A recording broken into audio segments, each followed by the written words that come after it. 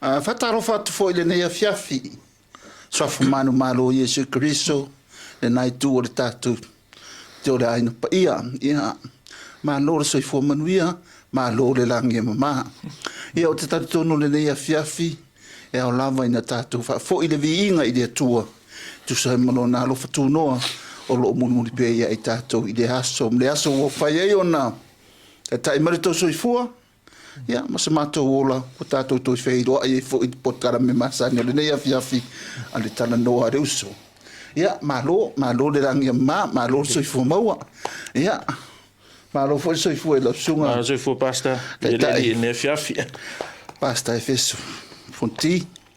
Ia, o te tatonu le nei afiafi, o la ata i a le vaenga lea, o nisi o fesili fata tau i le lotu.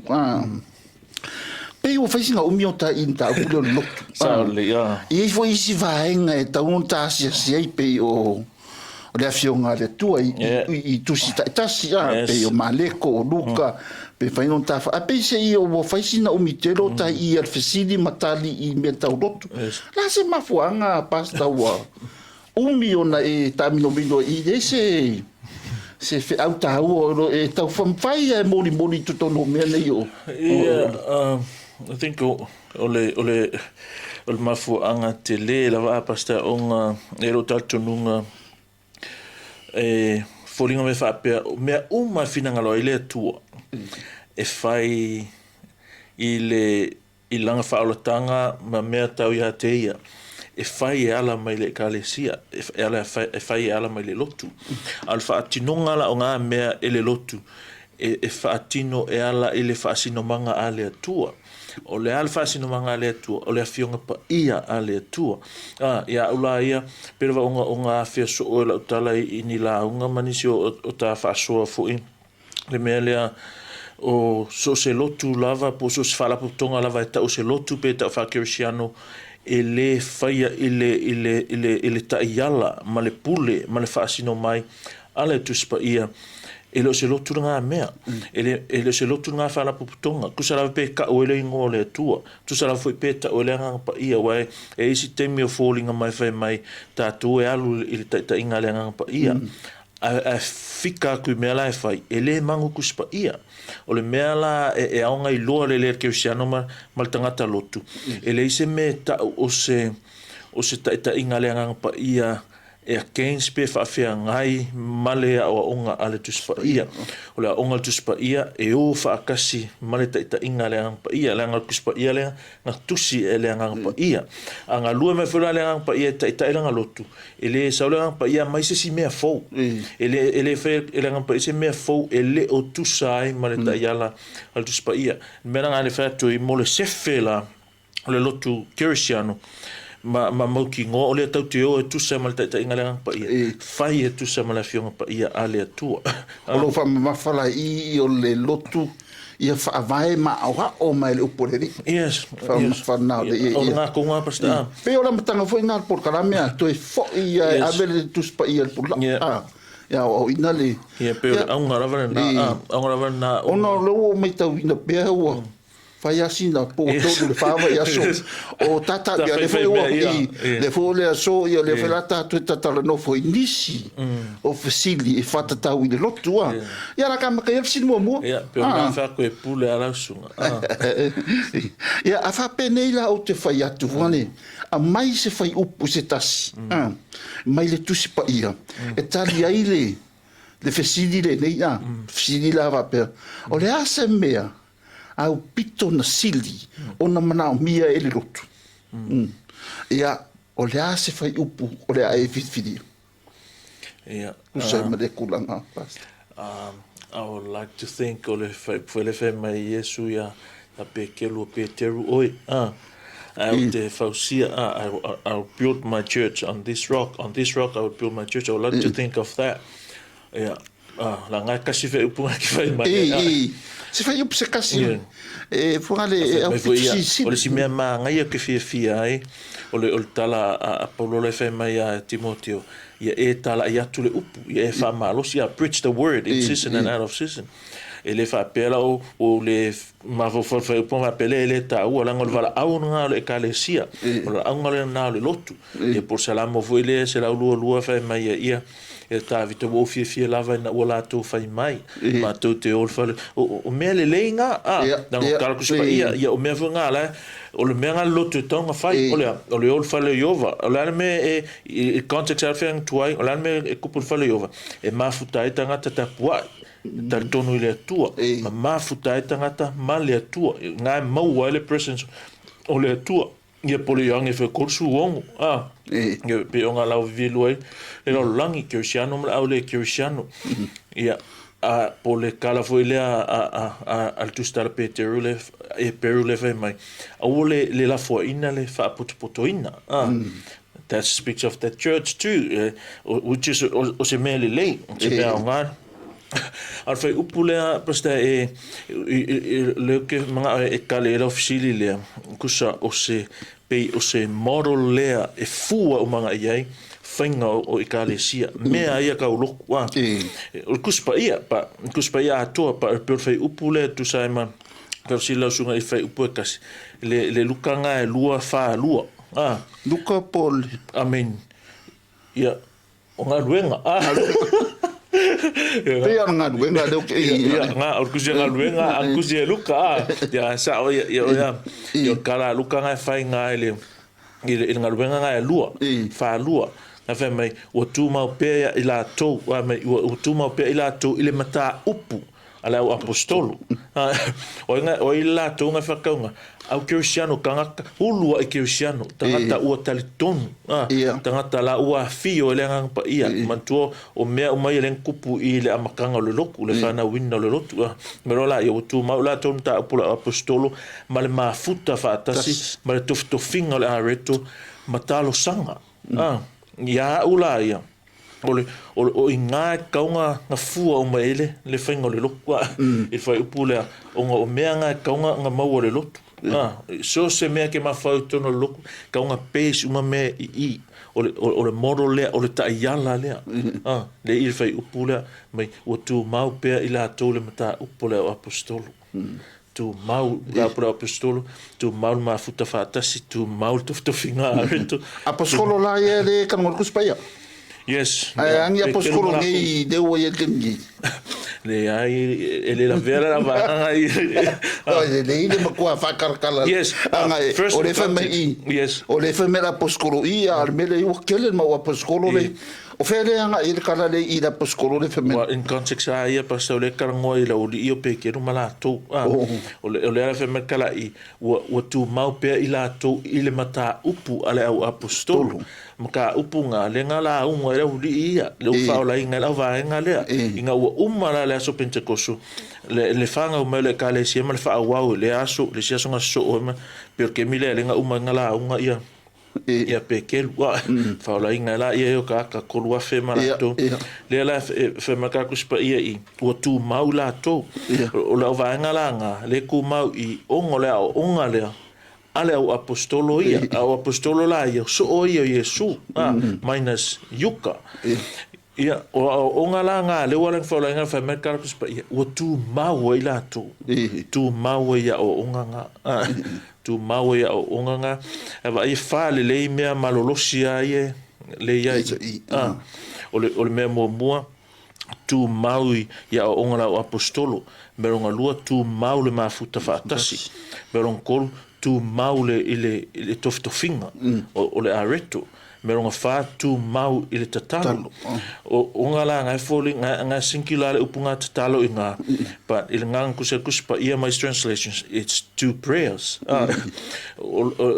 if ele fa pe fa kaule il context mal ai tu ai il nga solonga o so ina o kuspa ia e fa kakau i ele nga ole pray funga le mo ingo maka lo matutama no it's refer ile worship you know when we come together and say two prayers include ailo le pese le mafuta le pole tua mashia mestata o mela nga fale i le lo ke fa koe i ile model o le loku kirsiano me mo la va pasa o le onga lau Cristiano au onga lau apostolo I o le upunga fai mai ua tu mau continually devoting themselves ile teaching a apostolo ile nganga kuspa ia ni mea ngau tenses it's in perfect tense longo inga o se mea na tupu fa wau le lumangai it was an ongoing occurring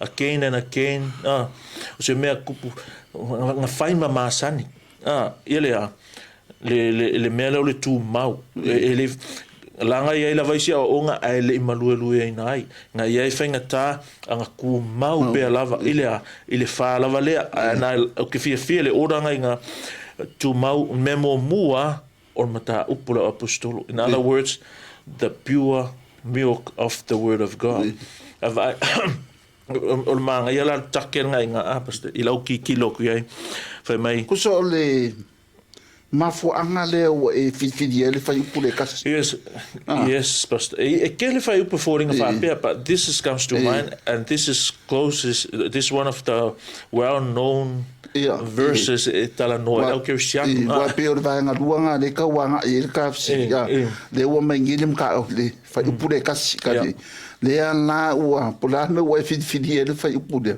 O le ala ke mingit fa mangor o le winga sa yes le me ala nga fidia le fie il fai upule o mafu anga ia wa ka pero o fa tu lo sili il temio tuana e a un lo se lotu posso Cristiano male upu ale tua e lua mea ele o Cristiano ele o se lotu ale tua ia posso Cristiano foi o makua o var fakamala ia posso lotu foi o makua o vale le fakamala ile tulanga tstaunga iai nanga o tula pe on faku this verse and this church le kalangoa ile le ulua i loku le kalangoa kuspa ia model any local church ile alia ile lato fa mua le upu ale tua like mata upula o apostolo is talking about the scripture wa olfina o upua ale tua le uku shelfenga fo o kuskusinga nga ale au apostolo e kupula mele ele yelfenga fo o sa le receive la vanga ya first hand mai ngutu mai fofonga la apostolo o nga markala luka I fe mai o tu maula to ile mata upu ale au apostolo Ja, ma le mafuta. Mea fa ko ele se me kas Cristiano ele mafuta. O me ia le fa me le ku mau le lotu I tu mau ile upu. Le ngata ile loa holai kan kongu ai fa tu ai. Ko tal tonu ai lava. E fa me la ia la ku mau nga. La se me la ku mau ile mafuta fa tas fellowship le fa ku so ia ele se me ka os Cristiano ngoful fali pe a mafuka le lotu ele se me ka os Cristiano ele se loku belong ai a Christian belong to a local church and that local church o se vaenga o le universal church o le lotu ao meet the requirement meet the requirement le la fa mai ia kara kuspa ia o le meren kupu le asonga o Cristiano ia o le tu mau ile mta upula apostolo tu mau le mafuta fatasi o inga pula lava le me kupu te always fellowship e mafuta lava o malola il melon korfa mai the breaking of the bread le toftofinga o le areto o inga we can say le toftofinga o le areto it speaks o le famanatunga a karangola la famanatunga it speaks of the cross kalangoa ile maliu o Yesu o pe o isi kemi o kele nga ngalo le lotu le mea ngala nga mau le lotu o le sa tauro keriso ko pena o fatu o mata o puonga onga ma le taua ia a nga me uma e fai fa kasi uma tu mau fa tasi ile upu ale tua pola apostolo tu mau fa tasi ile mafuta fa tasi tu mau fa tasi ile mana tua o le maliu keriso tu mau fa tasi ile tatalo ia pol tapo inga pol worship mafuta fa tasi ile tatalo pe kalavunga le a church that prays together stay together o tu langa kaunga ia ile verse le i le lotu. O se, ia tātou wanga luenga, o le kūlanga le, e kaunga iai, o lota lea manao, o lota lea moe mitinga, ai il kala le fai ia, o le devotion le for mai, they were continually devoting themselves, not to programs, not to like fatten their bank account, not buying land and building church buildings, not making new worship songs. Eleanga meanga, eleanga, o mea vi ia ele tua. But o leke karango aku, ile priority ile I. For my they devoting themselves. Before we devote or before we commit to anything ile service o le lotu, o le tua kongo le loku, o le mea la vale kango mo, o le devotion to the word of God. Lang fu I wharangolango mea tātou te whaia le lotu. I le kako I loa le fionga pa ia le atua. Le nkakarango whelea se so apas. O mea umana wala whai loku o le malama lama o tangata I le fionga pa ia ale atua. A whapela I whakamala ia I le malama lama anga, I whakamala fu ia, I whatinonga mea la whai. O se se fo le mea anga. O se fo le mea e anga inga iai. A mafuang kupunga mea. O le tu o kuspa ia I le mea kaunga iai. Pe o ka motu la makanga. Bring the Bible to the pulpit. Longo inga wa ese me o fai pule la. Po ese ven me fa mo le lotu. A kaula vanga mo lea o onga o le tuspa ia. Me venga po ata leni o a mea lofa o le ara ngaso longa o le lotu manga luenga le tu o le uka konga lue. Ia sau uma me lalo o le faasinonga ale tua ale langa fionga o inga e mai ka kole le fainga fai ai mea fa fema ftanga a inga fa felo o lanki oceano fa felo va o e male lotu fa felo va o e male kalesia felo va o e male langi la fa singo mai el tuspa ia e misi ro la mea ia alu o kango lo ia ia tatou ia makele ia saulo lunga I pule la awa ba koe me o kingi hai yes instead of fai o awa ka ki ale me ka un fai pula o le fionga le yes me nga e faata ua I tatou ia le koe ngā la unga le expository sermon because ke roko ngā manatu vunga le manatu ke le aikaka. What does this passage say to me? What does it mean to me? That's a wrong question to ask. The question is what that text means. You don't ask what is it there for me. That's a wrong question because when you have that pre-concept or passage, everything you read, whether it's positive or negative, but that's you gotta see what the passage says in its context.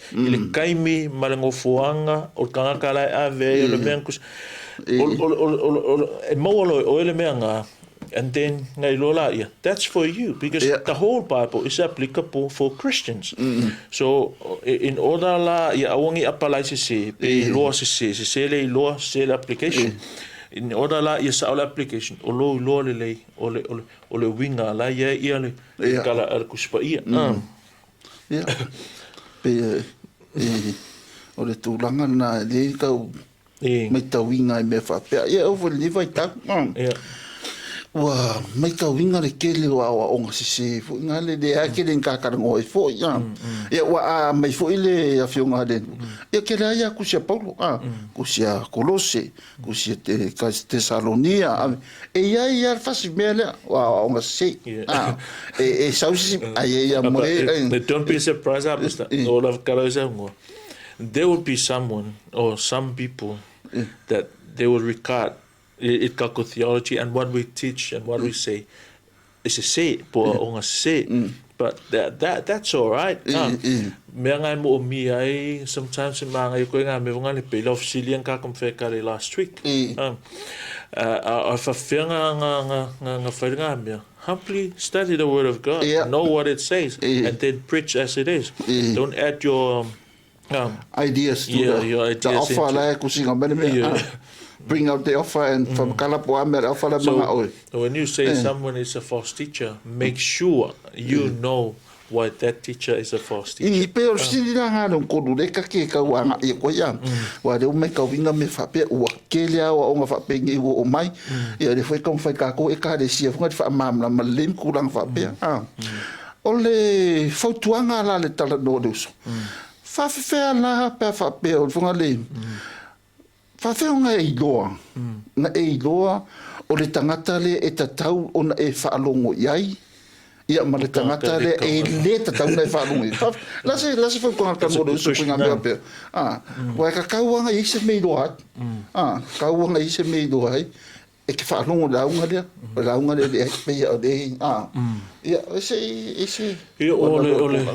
o tulanga la vanga ka nga ia na basta ke le tio foi a wi o le masino o ese nei vai tau i le ai longa e lemas e alo fanga stangata e fai mai e fa pe ele fa longo le pole tua pe ele fa access nga ia pe la everyone has a what you call Facebook or phone or computer or TV nga como ia o onga martala inga o le fiong pa ia ale tua a paufulal me pole pe ona fe la usa no onga ele onga uma fu ilai ai e tusa e male onga a tuspa ia a kusa mara fili pe fa fenga i loa e tanga te taunga fa alongo ema wa e ia le kalanga a yoanga nga fai i le momo yoane fa momo fa mai le au pe le au tu te fa alongo i nganga umalava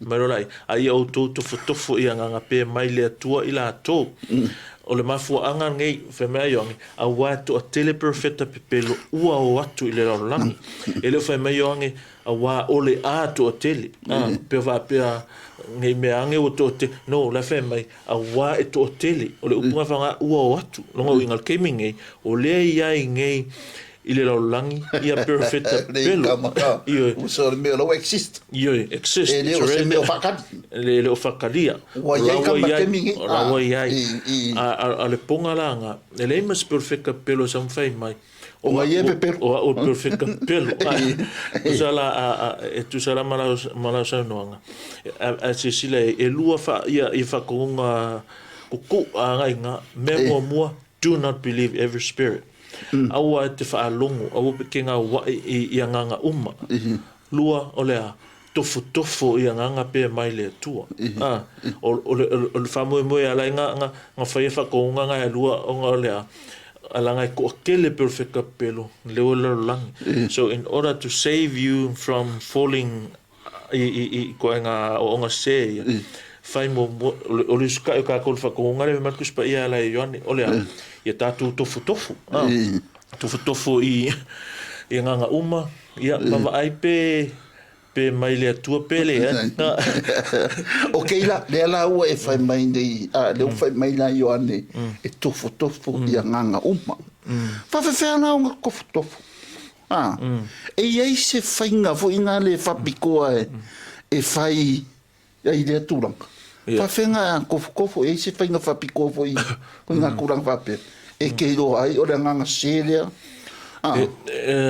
e se te ama fa pe la karapas pe on fa tu ia on serie va pe se me la kango fa pe umai ai pe o la wa ia ma e furkala polonga fa ia Timoteo ve mai a lo ta tino mai ele nganga mai rola io polo lo ta tino mai le nganga e o esenisi il fa tua i tau sanga amuli la tutte fa longo i nganga e fa se ma mata upo te moni lela e ke fai mai pe ye se fainga e fai ai a ke fai maka kula tala i fai mai i karakus pe la alanga o ese ka alanga pa ese tanga tai o fai mai la tu te fa longo ia nganga se ia nganga fa se ma o nga te moni mela nga le fa ko e fa ta ai le o ina la fionga pa ia ale tua e le fa se inga se si le il che ia ele fa inga se si le alu se me le la ver che siano ele fa inga se si il loku hindu por loku mosalemi ti already se al kana kale ala alu le loku e fa inga whaseinga ia o onga. Mea whainga I'm so picky with the songs e usu kako, e usu tatou lotu. Yeah. I'm so picky with what we teach and preach. Why? Because I reflect that ko ai ngā I loa, ko ai ngā malama I le tuspa ia le e tatou. Wa, ai whai mai ngai le lisi o pese, e lau aku pese ke masanga usu I loku e le mangkuspa ia, se ango ango. Pe, whakaika inga pe o spese wangani. Te aria satan. Pe vera pese ngā. E aria satan. E la ve mei so la, e ve mei wa ngai e aria satan. Me aria satan nge mai o wa e. Sorry, that's so unbiblical. Markele o isi pese ele atangi aile ele kuspa ia. So melanga wa refa mai ngai ka kuspa ia ala ia Paulo ia Timoteo mai e o mai keminga e o mai keminga e to ulu se ai pe pa u se ka mai le fa tuanga a me ala ngo e se ka mai fa tuanga mai langa u fa longo ia nganga e fa se mamata upote moni so se o onga lava e ave se mai oe mai le langi mai le ola fa va that's a onga ke mung langa Paulo vanga mera manga o sa kangi ia awang e yalur kangaka I le lang. O le mea la sa kange fai. O le fai o le mea lea o le fa se se. E le se fai kau fa se o ngā o sa kange. Ara fe mai o ange. O laua i e perfecta pelo. A fe mai ki mo, ia Paulo a ki mo kio. E o mai le keimi. E ko ulu e se ia e kangaka. Mai le fa tuanga. O ngā o lea. O ngā o whaalongo. You gotta be careful what you listen. You gotta be careful what you listen to. I lunga o mea o computer, ke fongi Leanga there's a fine line between the truth and the lie. When the lies come, ele saule lie this is a lie. You know, it sao pretend disguise as the truth. If a felanga ilo distinguish me, you know when you really know the truth. And how can you know the truth? That's why we are not perfect. You are not perfect in our knowledge, but we humbly say that God been so good to us. Male mai o la na fiong pa ia. Fa mala mai tato te o ai wa pe o last week. Eliska ka sa o fa mai ai se mga kuangale kausia ya wongi ni fa longo brava. No, we teach. This is my philosophy. Le mele o le fa so. When I teach, I have to know what I teach, and I have to love what I teach. This is the very word of God. Then you teach it confidently, boldly, knowing this is not your word. This is the word of God. That's all right. That's you rather silia kule fia le tua oe. Ai kang ia la langi ngai lo fia la langi oe ai kang ia oe le tua. Na fa fia le tua. Uskai ila upu. Ava feng fa kango ka ko le uskai le upu. I loa le upu. So first and foremost mo mia tato nanga o fa penge fa feng fa se. Fa se e ala ia o nga se. Fa so o nga se. Fa ia o nga se. Fa so fa o nga se. O le kupor ka fa se. O ki a polo. So the message of a false teacher e mawhai o nga identify va pia. Pela of si de masa ka ngoi. O le ku ainga, what's a base? What's a base? What's a foundation? What's a source of their teaching? If I vai kuspa ia, po se si fa linga pen kalangoa ko ile tua, po se si kusi besides the kuspa ia. A fa pe lo la e Jesus authority beside the Bible. That's another sign. Ele mai le tua ile nga o e sel me sa wai. O fai longa nga le pero sile ia su pe se finga fa piko. So those I will say o le filtanga or the strain ai whatever go through that's the truth. A pela la kula ve ma I le tesmo mole o le pole le authority the source test I will say or call source test. He say the Bible he preached the Bible. And he also say, fai mai le tua. Pe fai pea fui. Ia fai mai le tusi e se kuspa ia awa mai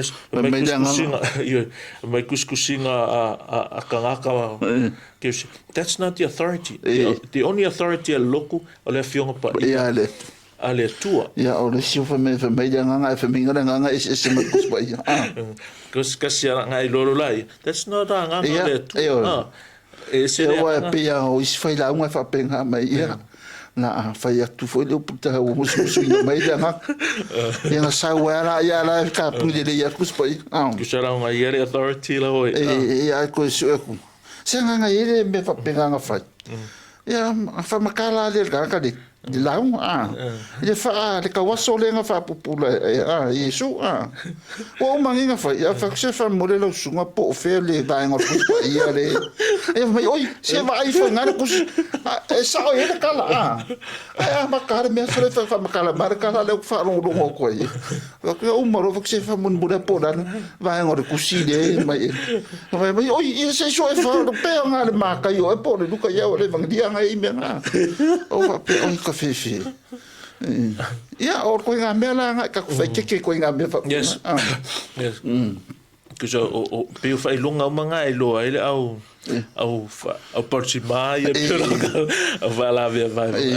a ku sor me lo exist ele se me o fa kat o lo ingi de la langi o he ka fa pe a fa me yongi o fa longo nga umma before you fa longo fa mo me le o le al me fa o le kofo a sa me ala inga fa me nga la fa me yongi o la la ua iai o la ua iai nge e perfecta se ile lo lang ai lo ala ka ko perfecta sa ama perfecta se por fe au sa ama fe au se i me nge le pe on fa o testimony more how he viewed the Bible. Does he view the Bible as the inspired word of God, sufficient word of God?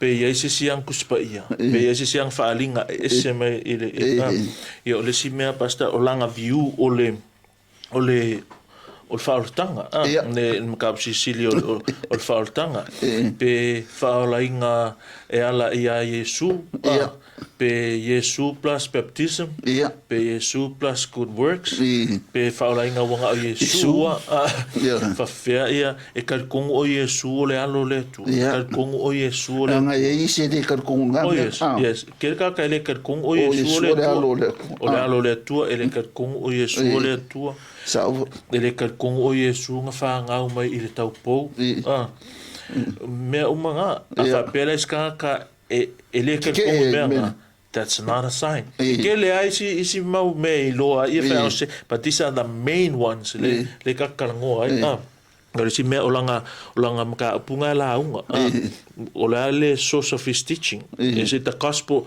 of Jesus Christ ia po nga ia manatua pero fa any gospel apart from the true gospel doesn't save anyone. Maybe it can fill up your church. E ongo fa kumua ko farsa. Ke le au fans. Ke le au views ma me pe nga no Facebook. But ele se so fa lainga. Only the true gospel can save life. Me nga lenga fa mai ia kala polo ya kreni tu mai awana tonu lo manatu o tele lo se tasi mea ya te utou tau lava o Yesu Keriso o ia lava na fasa toringa asia nga lailo e polo pawa nga le me e fa ola inga kaka ai kusiva kaltia fa mai a feta la ina tu se skala le ana tema asia lang foi ele ai lava se skala le kasir kala le al kala le nga la nga e polo o kala le nga e kau i lotu ya so nei o nga fa mo kala le ya Yesu kala le ya apostolo kala le nga le to mo fai dato ela boa ele fala inga si ele fala inga si ska maka akamska miolele e fala inga ile upu ale tua me vanga le fexo ia statu anga lotu fu kele awala kele mekokia e fako kele le loko but elingi awala elingi mekokia e kusai malfasio al kuspa ba umalol manga yo mekia ko ya lulo Kasiala wala le lokula ma kuspa fai. Preach the word. Le ala fe me kala a luka i kusionga luenga. Mai o tu mau ila to. So ole mena kupo loko. Olea. Tu mau i mta pula apostolo. Fellowshipi. Mafuta. Mana tua le maliwa keriso. Makakalo makapua i whakasi. E alanga whai atu, e alanga wha mua ma o kakala le mere ile upole atua apasa. Lang fwoi ngai whaasingo mai mea Whawhenga ngā kupulo tole atua. Ka o mai mga upua kuspa ia, mga upura aposkolo. Olea, i loa keriso, whai ka komo le mau. Whai ka komo whai tangata, pio ka kola o ngā last week. So, those are the things e kaunga wawa ai ai. Me o le whaamai. Yui, o le whaamai. Ai sisi koe whai e ngua whaamai. Ai o le sisi whaamai sisi mea. Au onga ia poskolo. Ma nisi mea le kike pa u ia kike o whaku po e se self-sili a re ngaro le si mea ka ua re apasa. I si whai longa i loai ia mo au onga se ia po se pe velo ka ukupa ka o mele o le lack of church discipline me vunga le do they teach sanctification, trying to live a holy life langa esi loku ua maku ai ele loa aka pungi o karinga kele la ngonga por pesi ai alo ko maku ele loa po se loku vanga we se cross ko po se loku po se whakasinga ale au Hindu po le night club I dali kude le ngalo kala ile langu whakasima lo langi pero fa koe le mela pela le relate langa le mela le church discipline le ola whapaina a yes kanga ke whaale kong ile lo awa il discipline le lotu ele discipline is discipline ele lotu for whatever mea la kaunga discipline ele lotu a whapela ele klola loku le mea ngā there's something rotten is in their doctrine o mea le loku e whai a whapea o whare kongu sesi o lawe whewhi au discipline le lo o le lotu la tute a whapela le ingi mea whapenga a pe pule a le inki ar whenga o longa there's something wrong lo inga makua I compromise a le ngā o ngā whewhi au ma le pulenga ale ngā lupu o aripas Kerero I pick up all of feel lei. I always want to be loved. I always want to be to have friends. But when it comes to the word of God, you always have that courage to say things. Kerero poe whalongo o kango kengi e se kariosis po se skaka. I can't do that. I don't have the right. If I whai ngai lau whanga, I'll do it. But you do. But when it comes to the word of God, you either open your mouth or shut up your mouth. So when you're given the word of God, you gotta tell the people. Because this is the thing. It's not your word. It's not my word. And at the end of the day, o kangaka le whaarong kaka. Let's say i le ngā kula o le olanga. A pe kaka whaarong ka. Later on, down the line, they will realize, sa'awala ia, skamai ki whawel whalia, but that time will come. So what we do is we trust God with His word. We trust maybe later on they will. Whether it's this time, but the thing is, we trust God. E ngā lua mai lea tua I loto tangata. Okay, le ala mea ka ue whai. Ma whai la unga umaka koro. Faithfully preach the word. Whether we're going to be loved because of that or going to be hated by preaching, doesn't matter. That's not our business. Your business is to know the Bible and preach the Bible. That's our business. O le kalia ma le kalia, o le mea ngā kangaka, ma le mana ngā lue lilo mai o le tua. a whapelo la ua tōtse kā kou pe twist ia le upo le kua a whapelo la sau o la limas fulu maila la sau let it go don't soften it or slow it down, that's wrong. Just Wa pe le whaapunga le whape ko la pauno whaasusula ia ya polo o ai la le whaakupua le mene yeah yes pe fori me ka that's a picture exactly o mai whaakupua le ku anga mele o ka kupungi o ka mwhaile ai kia le whaakupua me anga o mo ai kia ia resis anga ai kia ma meo me attract mai e fo inga a o le ko le me ka kaunga o le tua na te whaatupua longa lai fori ngā meo le upu pe o le mele nga sa ngo e alo lua koi ma fa for fa pengi let's say ngai sa ngol let's say nga sa lo ku nga ke afa pe e ki fia ke ngul vai ki polo ale se me mo so vai ki polo ngal mako fale kangora fa la ka me vai ki polo ka fa pa ngal me ngal sa lo e umano vai ki polo. Yeah, so in order to keep you in that church, I have to keep supplying the people. What brings you in, have to have that to keep you in. Whatever means, it's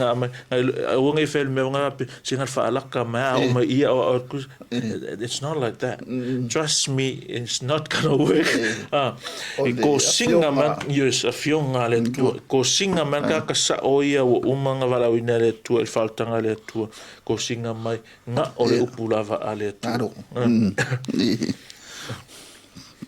Ia.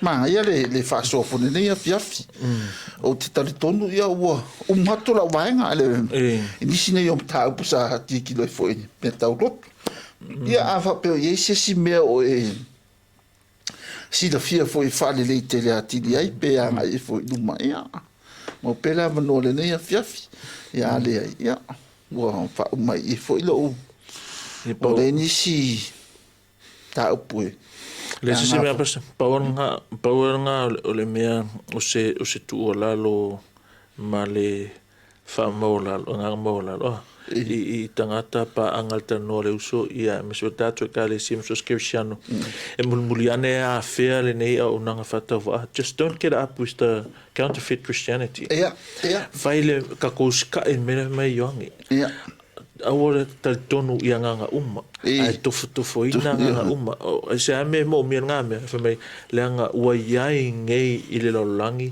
au ka favalea ia perfecta pepelu ole ala fomo tato fa fionka ko lo how can we identify ko anga la vai ka kuspa ia ko anga vai ka kuspa ia su kuspa ia ava pe o kersiano ko anga le loku fa longo i le vai ma kam fai me asia fai ko anga kalu ma futa isi kersiano gotta surround yourself with other people ia tu mau le upu fa me o tu mau i mata upula apostol ese ka kom ka lava ka upula tu mau le ma futa fatas yes tu ma futa fatas tu maule mana tu ole maliu ke riso tu maule talo fa e vai ka o tu mau talo ia ko anga ka e war mele ia ko karo elisa sa o karo le ia pasta ole it's a what you call